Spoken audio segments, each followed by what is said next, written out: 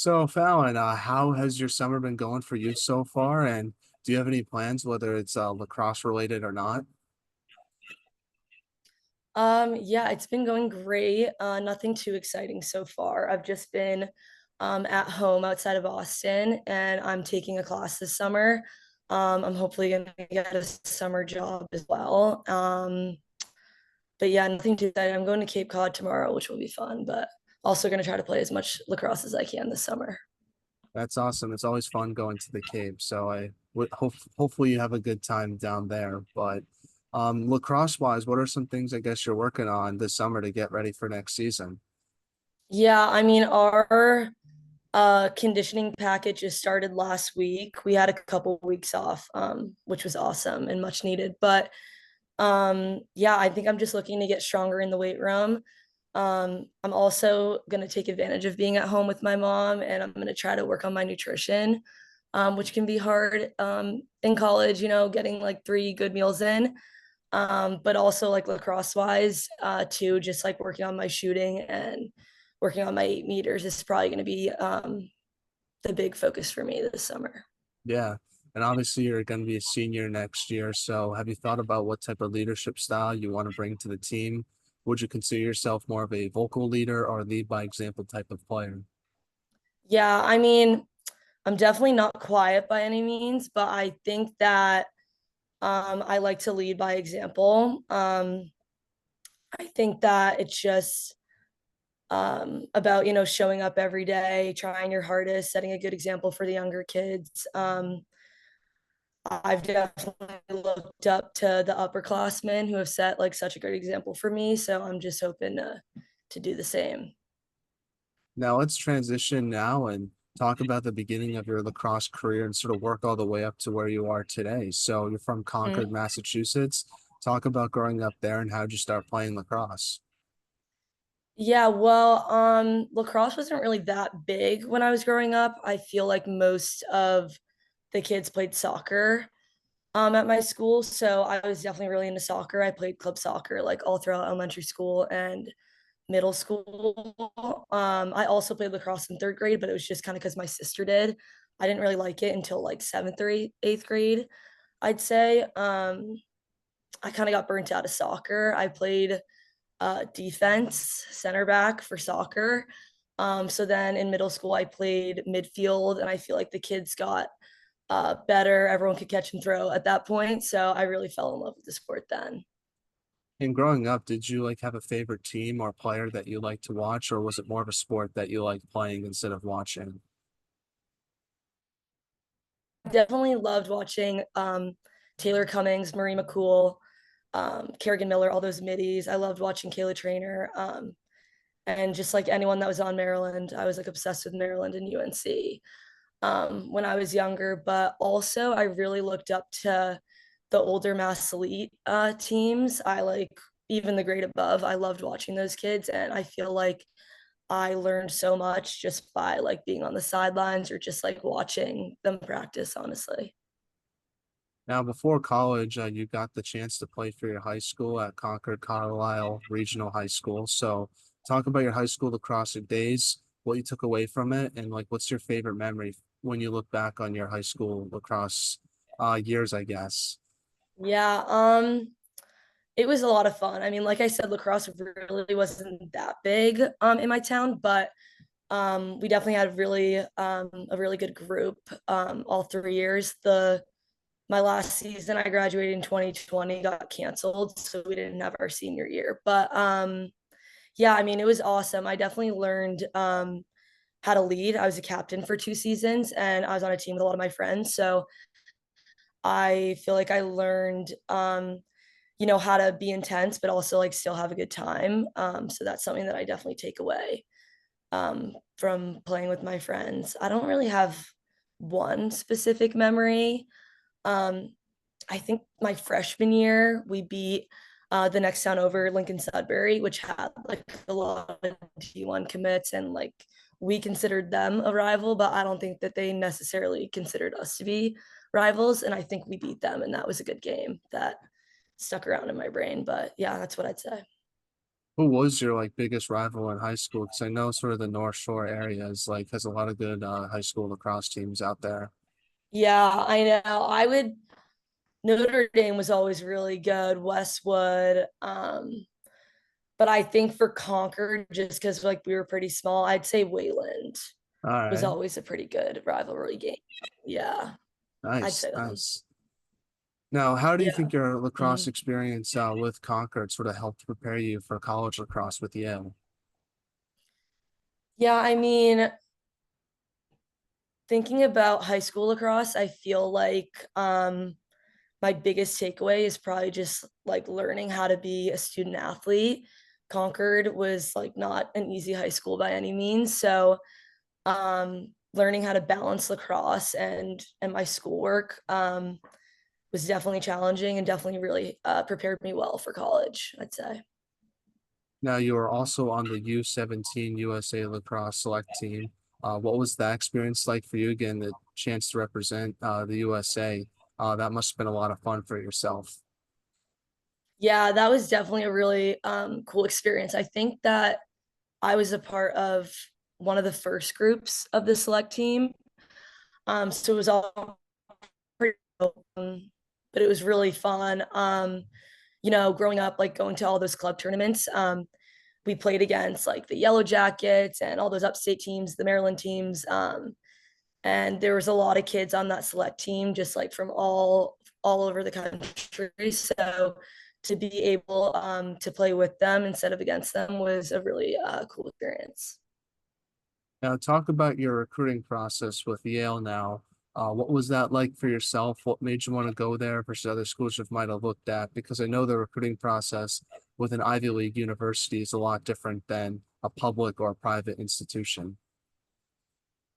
Yeah, I mean, Yale's an incredible school. I live in Concord, like we said, so it's only 2 hours away. So a big part was that my family is like from Mass, Connecticut area. So my aunts, my uncles, my grandparents, they make like a majority of my home games, which was like a pretty big part of my decision. But um, I really just wanted to be a part of a growing program. The men had just won a national championship, or they had been in like the finals for the last couple of years around the time that I committed. Um, so yeah, I just thought that that was going to be an incredible opportunity. I really believed in Erica. And my sister also played at Yale with me. So she was already there. So I got to visit her a bunch of times, and I just got to, meet the team, see the team outside of lacrosse, and they all just seemed like they really loved Yale. They loved the program. So yeah, it was a pretty easy decision for me. Was it cool getting the chance to play with your sister in college? Yeah, I mean, it was definitely unique. A lot of people, like, I think Peyton, my sister, wasn't like the reason that I went to Yale, but it definitely was a big factor. We played together at Concord Carlisle for 2 years, and we definitely fought a lot more in high school than we did in college. But yeah, it was definitely fun to be on a team with my sister. Good competition. Yeah, and it makes that adjustment sort of easier for yourself as a freshman because I know that's difficult for a lot of players. And when you look back on your freshman year, what was like the biggest adjustment you had to make? Yeah, I mean, because my sister was already there, because of COVID, majority of the team took a gap year, just also because the Ivies didn't have a season. So I also took a gap year. Um, and I mean, Peyton got to play. I mean, the colleges got to play like 4 games or something, 5 games, but my high school season hadn't even started. So when I got to college, it was like over a year and a half. Um, that's how long it had been since like I had played in just like a competitive lacrosse game.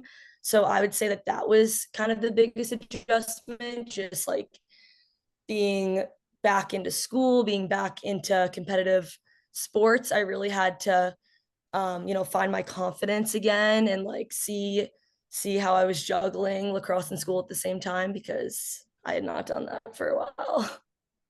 And how have you learned to balance both academics and lacrosse at such a high level, especially at Yale? Because you guys have a much larger academic workload than other universities. So I'm curious how you've learned to manage your time throughout your time with Yale so far. Yeah, I mean, it's definitely challenging, but I don't think that it's any harder than it was when I was at Concord. Just because of like the team culture, like everyone is always doing work. If you go into the library, there's always a section of women cross players. So it's just kind of like the norm. Um, I feel like Erica also does a great job of there was one time like my freshman year that I was like super stressed. I had a math test. I had like a lot going on and she was like so accommodating. I think I was able to like miss lift or something and I ended up doing well on that test. So the coaches are really understanding, which really helps. But yeah, just like time management, but the whole team kind of helps with that. The hardest part is honestly during the Ivy League tournament, which we've made the past 3 years. At least for Yale, I'm not sure about the other schools, but it's also the same weekend as our finals. So we go from film to taking a test to practice to waking up the next day, like big season. So that's definitely the most challenging part. Now let's talk about what it's like playing in the Ivy League and just the competition you face each game. I feel like it's sort of an underrated conference, even though there's a lot of well-known schools that are in that conference. But just sort of talk about what it's like Mhm. being a part of the Ivy League and just the teams you play every game.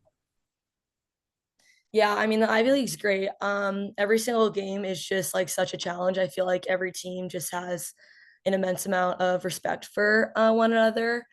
And it's awesome to see just like how much better the league has gotten even in like the past 2 years. I think this year there might have been 4 or 5 teams that were in the top 25 at one point, which is awesome. But yeah, I definitely think it's a really fun competitive league, and I think you're right. I think it's definitely under respected for sure. Now, during your freshman season, you guys lost in the Ivy League championship to Princeton. I'm curious, how have you reflected on that loss and your freshman season now as an incoming senior? Yeah, I mean that game was tough. It's never fun to lose by 10, let alone in a championship game. So I definitely will never forget that game.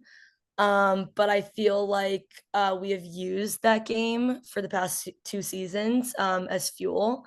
And just like looking back and reflecting, we haven't lost to Princeton since that game, which is just kind of cool to reflect upon. And I'm a big believer in everything happens for a reason. So I feel like if we didn't lose like we did in that championship game, then we wouldn't have had the past 2 seasons that we did. Yeah.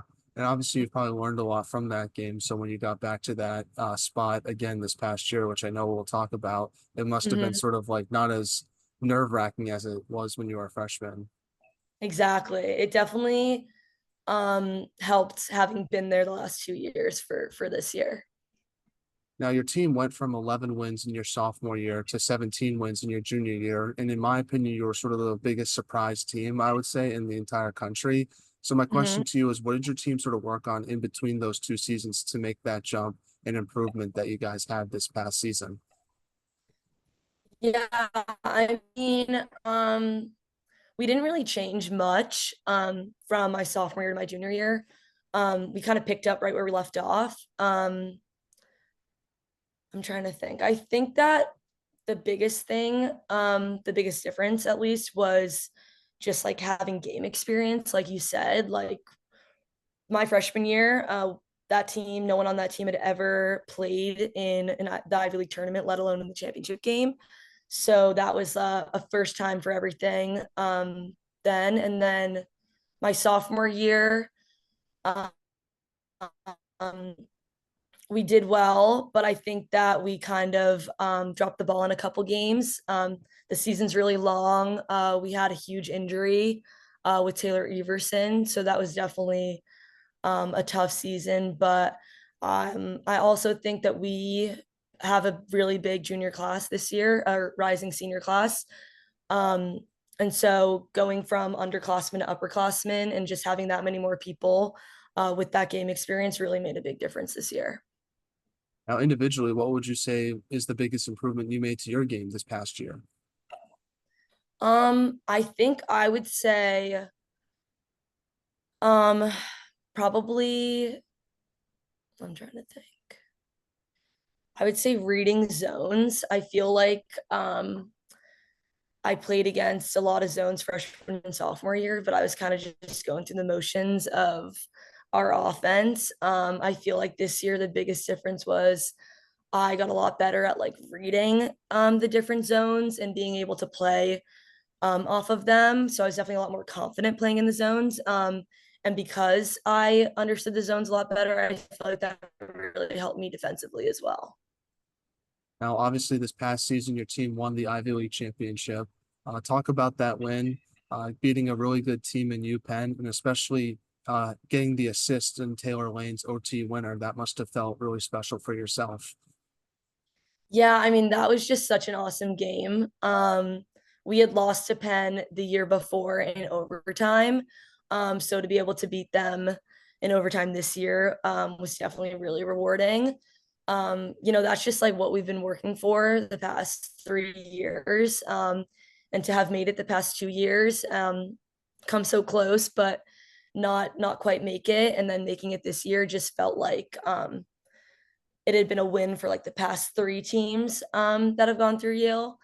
But yeah, that last goal, I like honestly don't even remember it. I was so nervous, but we worked a lot that week in practice of like playing in different scenarios in overtime, up by one, down by one, um, and working just on playing off of broken plays. So that wasn't like necessarily a drawn up play, but it wasn't something that we hadn't already done before.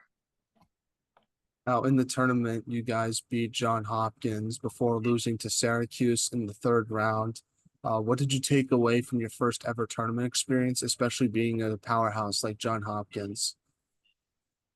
Yeah, I mean, playing in the tournament was just such a cool experience. We had been working for that just to play in May the past 3 years. Like I said, that's just always been a goal of ours. So it was like kind of a weird feeling, honestly, because we were so grateful to just like have that opportunity to play those extra games and play for our seniors. But at the same time, like we wanted to go as far as we could. So we were definitely hungry and grateful all at the same time.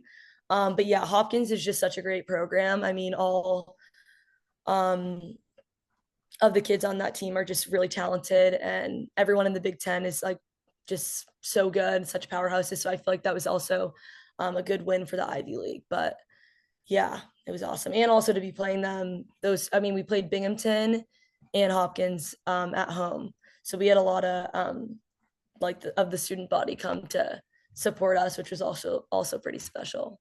Yeah, having your family and friends there makes it a lot more better, especially when you win those games as well. So now, Yeah. now what are your team's goals and expectations for next season? Obviously it's to repeat as Ivy League champions, but what do you sort of want to take a step forward in next season that you guys felt like you didn't do last season? Yeah, I mean, we definitely have really big goals. I feel like we had a really good run last year, a really historic season. But I think with that historic run, um, kind of made us realize that like everything is just like within our grasp if we work for it. So we have some pretty big goals next year for sure. But with those goals, I think we did a really good job this year of just like being in the present and just getting 1% better like every day and focusing not too far ahead in the future. So we have big goals, but we also are going back to square one come September. My coach always says, Eric always says, you can't win a championship in the fall, but you certainly can lose it. So yeah, we'll just be focusing on practice. Now let's go on to a segment I like to call five questions that have nothing to do with sports. And the goal of the segment is to hopefully get to know you a little bit more off the field. So my first question to Okay. you is, if there was a movie made about your life, who would you want to play yourself and why? I think that I would want Amy Schumer to play me just because she's hysterical and I think she makes great movies. Now, what is the most underrated holiday and what is the most overrated holiday? I think the most underrated holiday is probably St. Patrick's Day. Um, because I'm Irish and I'm from Boston and it's pretty big up here. Um, and the most overrated, I think I'm gonna say Thanksgiving because I'm a pretty picky eater, but I know that's probably a hot take. It's a pretty big hot take myself, but because it's just family and football, that's sort of the essence of it. So I feel like if Yeah, you don't like the food, you could sort of add stuff that you like to the menu if you really wanted it to, so it's not as bad as that's sort of the way I feel about it. I feel like Halloween's a little bit more overrated because you can't do trick-or-treating anymore. So it that's kind of ruins the true. best part of the holiday. Yeah, that's true. But you can still buy the candy. I guess so, but it's more Which fun going door to door. yeah, that's true. That's true. Maybe I'm gonna change my answer. I'll All change it right. to Halloween. All right. Yeah. Sounds good. Yeah, you convinced me. Now, what is the most interesting thing you've read or seen this week? Good question. I think I would say I saw that Apple is coming out with a new like AI feature on the new iPhone. And I'm a pretty big chat GPT user, so that was pretty exciting to read. Yeah. But you need to have the new iPhone. I don't think it's an update for all phones, so I don't have the new phone, but we'll see. Yeah. I don't know. I don't know how to feel about AI, to be honest with you. It's a bit scary in my opinion, but I do like the scheduled text messages. That's Definitely. going to make my life easier to not forget people's birthdays. Definitely. I agree with you on that. Now, who has the best off the field style on the Yale women's lacrosse team? I'm gonna say my friend Taylor Lane, because she designed a bunch of cool like bucket hats and flat brim caps for our team that we all wear all the time. Oh, that's awesome. That's really cool. Well, definitely shout Yeah. out to her for that. I love that Yeah. stuff. So Hmm. now one last non-lacrosse question, which is just what is one item on your bucket list that you hope to accomplish one day? Um, I think right now, um, it's probably gonna be to swim in like a cage with a great white shark at some point, just because my whole feed right now is like shark videos and I'm like petrified of them. So I feel like that'll be a pretty cool thing to do at some point. Yeah. I feel like for me probably just travel or hot air balloon. I feel like that would be cool to ride on one of those. Oh, a hot air balloon. Yeah, I feel like that's less scary than skydiving, but Hmm. same concept-ish. Yeah. Yeah. Now getting back to some lacrosse questions now. First one is what should be done to help grow women's lacrosse from your perspective? What should be done? I think having the men's and the women's Final Four games at the same venue can definitely help grow the women's side. I think it's going to be at Gillette Stadium next year, hopefully. It Is that is. decided yet? Do you know? No, It they is. know Okay, it. so Yeah. that, yeah, okay, well, that's pretty good. I'm also really excited to see lacrosse in the Olympics. I feel like that can also take the sport to a new level and get some new viewers. Oh no, it's gonna be a lot of fun seeing in the Olympics. It's not this one, it's the one in 2028, right? 2028. Yeah, Yeah, yeah, I think so. So a little yeah. bit more time, but I'm excited to see where that takes lacrosse. Oh yeah, that's gonna be a lot of fun. Hopefully they add it to future ones as well. So I'm looking forward to that, Yeah, especially seeing like Charlotte North and Izzy Skane like on the same team. Like, ooh, that's gonna I be very know. dominant to watch. Oh yeah, everyone's gonna have to tune in for that. Now, any shout outs you want to give, Fallon, to your teammates, family members, and friends, and who should we have on the podcast next? I'm gonna give a shout out to my friend Megan McCarthy, my teammate, because she just had ACL surgery. And also my former teammate and type woman, Kelsey Dunn. She's a super fan. Um, and who should I have on the podcast next? I'm gonna say Gabrielle Marak, my high school friend she plays lacrosse at Army. She All would be right. awesome. Mhm. Well, Fallon, thank you so much for taking time out of your day and coming on the podcast. I really appreciate it. I think you're a great player, even better person, and I wish you nothing but the best stuff for next season. It's gonna be fun to watch. Thank you so much. Thanks for having me.